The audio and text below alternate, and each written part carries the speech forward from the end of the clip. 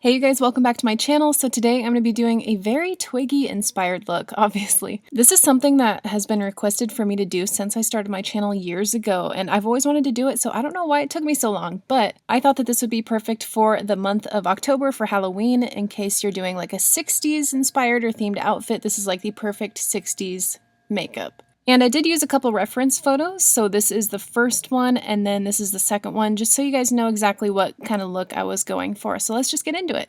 I'm going to start by taking some foundation. This is the NYX Can't Stop Won't Stop, and I'm just going to blend this all over my face. And I am wearing this blonde wig from Rockstar Wigs. I'll link it down below. I know I'm going to look like Lucius Malfoy for the majority of this video until the end when I actually glue it down and put it up like Twiggy's hair. So just saying. I am going to pin it up at the end. I just wanted it down for the most part because it was easier to deal with. Once that foundation's all blended out, I'm going to take this Bendy Avocado Concealer. I can never remember the name of this. It's so weird. This is by First Aid Beauty, and I'm going to conceal some areas that I need to conceal, but I'm also going to focus on highlighting certain areas of my face to make my bone structure look a little bit more like Twiggy's. So I'm focusing mostly on the upper cheekbone area. She has pretty prominent upper cheekbones. So basically just trying to make certain parts of my face stand out like hers do, like her cheeks, her chin, her nose a little bit, and her forehead. And then to set everything, I'm going to take this Milk Makeup Blur and Set Powder. And I'm going to focus this mainly on the areas that we put the concealer, so under the eyes, on the forehead, down the nose, pretty much all over my face, I guess, but just a pretty light amount overall. So Twiggy has freckles, and for that I'm going to be using a tan bronze-ish colored eyeshadow from the Anastasia Soft Glam palette. This is the Rustic shade. And I'm just going to take this on a little pointy brush and just dot this all over my nose. I like using eyeshadow for freckles because it's soft and it doesn't look super harsh. I am going to blend it out with my finger and also take some more translucent powder on that brush and help blend it out by patting that brush over the freckles just to make them look a little bit more natural and like they're under the skin and not just like sitting on top of my skin. So I keep looking back at the reference photos with these freckles to see where hers are mostly, and they are mostly on her nose and on her upper cheeks up to her eyes. And then she does have a few on her forehead, so I'm just gonna look at the reference photos to see like where I should be putting the freckles, and then like I said, alternating between applying them and softening them up with the translucent powder. So I'm going to take this MAC highlight and contour palette, and I'm going to take this contour shade down here, and I'm going to use this to bronze up my face. I'm taking this on a big fluffy brush, and I'm focusing that bronzer right underneath where we put the highlight to enhance the cheekbones. I'm slanting it kind of down towards my chin. This is more slanted than I would normally do for like a contour or bronzer, but I'm just once again trying to kind of follow her face shape and bone structure. And also blending that across the forehead a little bit just to balance out the warmth. I wanted to warm up her freckles a little bit, and in some photos it looks like she has some bronzer on the sides of her nose, so I'm just doing that really quickly. And then to highlight, I'm not going to be using a lot of this, but I'm just going to place it down my nose just to add a little bit more dimension, and I'm just going to apply a little bit on my Cupid's bow as well. I never really see her wearing any highlight on her cheeks, so I'm not going to do that. Highlight obviously wasn't a big thing until pretty recently. And then moving on to brows, I'm going to take this Bushy Brow Eyebrow Pencil in Dirty Blonde. This is by Lime Crime. And I'm just going to use this to fill out my brows in tiny little hair-like strokes. I don't want them to be like super harsh or unnatural looking. I'm following the shape of my natural brow, but I'm also looking at hers to see how I should shape mine. So hers are a little more slanted in the inner corner than mine are. And then the tails of her brows are a lot thinner and more elongated than mine, so I'm just making them a little bit longer and skinnier. So moving on to the eyes, I'm going to take that highlight shade again on a little fluffy Moda brush. I'm just going to apply this from the crease up to the brow bone, just blend it out. In the reference photos, she's wearing some matte white eyeshadow, so I'm sticking to that theme. I know a lot of the times she would wear blue or some other colors, but I wanted to do the white eyeshadow look. And then I'm taking Taco by Sugar Pill, which is a very pigmented matte white, and I'm just going to focus this mainly on the lids because in the pictures that I was looking at, the white is pretty strong. So I'm just building that up on the lid, applying a few layers of that, and then once there's less on the brush, I'm going to blend it up to my brow. And I did decide to go in with a couple more layers just to make the lid really stand out as a matte white.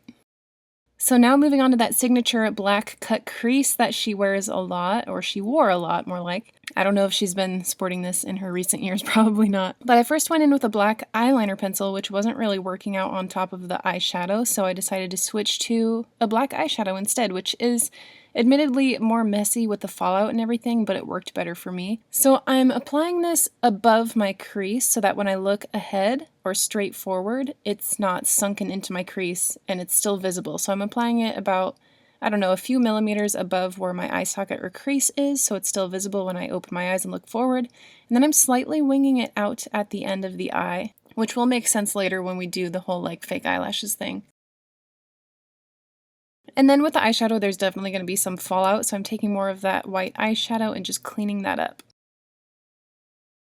Moving on to the eyeliner, I attempted to use the Smashbox eyeliner, but I went for it and literally nothing came out.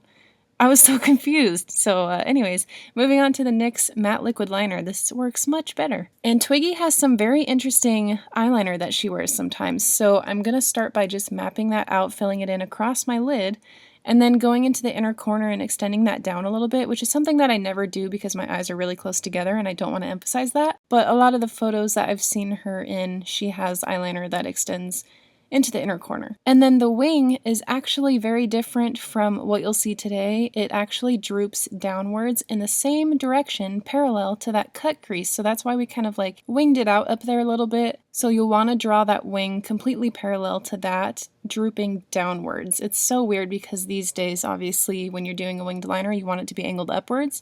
Just do the opposite. So now just really quickly gonna add some mascara before we go into the lower lashes and finish up the face and everything. While that lash glue is drying on my falsies that I'm going to be applying, I decided to kind of go for the nose shape that she has. So I'm using that same bronzer, and I'm kind of just mapping out the nose shape. It's very square at the tip, and there's these two lines that point down towards the center of the nose, like I'm doing right now. And then I'm just going to blend it out a little bit with a softer, fluffier brush. And then from those lines, they extend to like a 90-degree angle upwards along her nostril. So she has a very differently shaped nose than I do, but I tried to make it a little bit similar.